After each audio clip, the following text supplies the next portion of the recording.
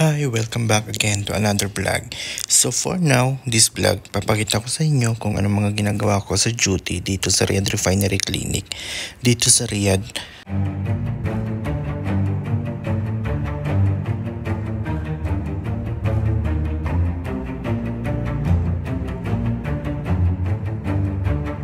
Kung hindi nyo pa ako kilala, ako nga pala si Javi, isang nurse dito sa Saudi Arabia.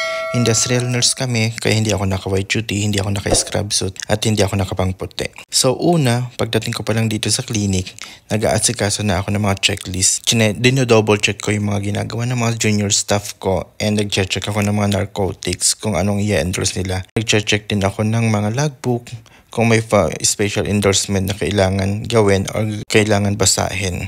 Tinitignan ko din yung mga mali dahil doon naman tayo magaling. Charot. So dito, nagtitingin ako ng mga endorsement at sa mga nangyayari ng araw na to. Dahil nagkaroon sila ng drill ng araw na ito, ilalagay ko to sa inventory namin. Kaya double check ko pa rin. Sa mga pagkakataong ito, nagagamit ko yung pinag-aralan ko sa Masters of Management as a senior and as a leader of this ship. Kasi nga, ako ang pinakamatandang staff dito. At dahil morning shift ako, mas naisip kong magpa-BP ngayon sa kasama kong junior. And thank God it's normal naman. After ko mag-BP ng aking sarili, chinek ko muna itong mga machine namin. Itong ECG kung nagfa-function well kasi dati hindi siya nag-function well at nagkaroon ako ng case na kailangan ng ECG. Gumamit ako ng ibang ECG machine like defibrillator para makapag-ECG. Ayoko na mangyari yun kaya chinecheck ko na siya. Sa part na ito, chinecheck ko naman yung mga emergency medications, emergency needs namin at kung ano ang kailangan i-replace or palitan dahil minsan nasubukan ko na mag-aligaga nung walang mga stock, walang nag-refill dito sa mga gamit namin. Ayoko na rin mangyari yon. Sa edad natin nito, hindi naman natin pwedeng magsisi ng mga katamaran na katrabaho natin, di ba? As a senior nurse din, ako rin ang nagre-recheck kung nag-refill yung night shift. At kung hindi sila nag-refill, ako ang mag-uutos sa mga junior staff ko na mag-refill na medications kasi baka mga ilangan. After ko mag-check ng machines, e-cart at cabinet namin, pinagsabay ko na ang pagkain ng breakfast, coffee actually with bread. And pag-check ng emails ko para hindi sayang ang oras. Para kung sakali magkaroon ng pasyente, may tao dito na senior habang kumakain yung mga junior staff ko. Sa mga oras na ito, nagbibilang na ako ng pasyente para sa aming inventory. Like, i-check ko yung pasyente namin, kung BUPA, Aramco, contractor, or general public.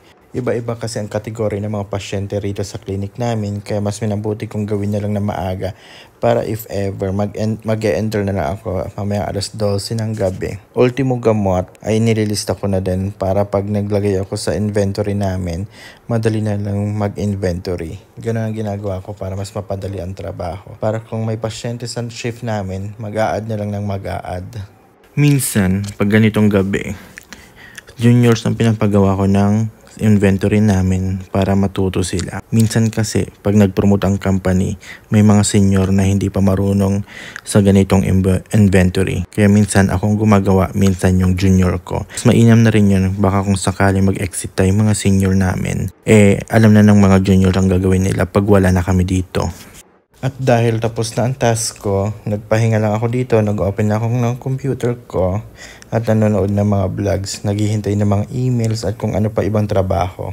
11 o'clock na ito ng gabi, nagpatay na sila ng ilaw yung mga kasama ko kasi pwede na kaming umidlip nito. Actually, umiidlip kami kasi 12 hours yung trabaho namin para if ever may energy pa yung mga staff namin kung magkaroon man ng emergency. 12 o'clock na ito, sending na ng census namin ng pasyente at nag-enter na rin ako ng inventory ko.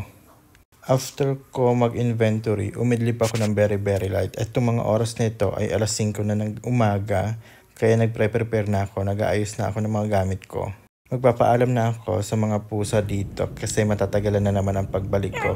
Like April na naman ako bago ako makabalik dito sa Riyadh. And this is my sweet cat. Dalawa sila. Actually marami yan before. So ito na yung mga katrabaho ko. Yan ay morning shift. Tingnan nyo na lang kung sino ang morning shift sa kanila at night shift. Iba-ibang lahi itong mga ka-duty ko. May Sudan, may Pakistan, may Indian. And that's it. Thank you so much for watching. See you in the next vlog. Bye!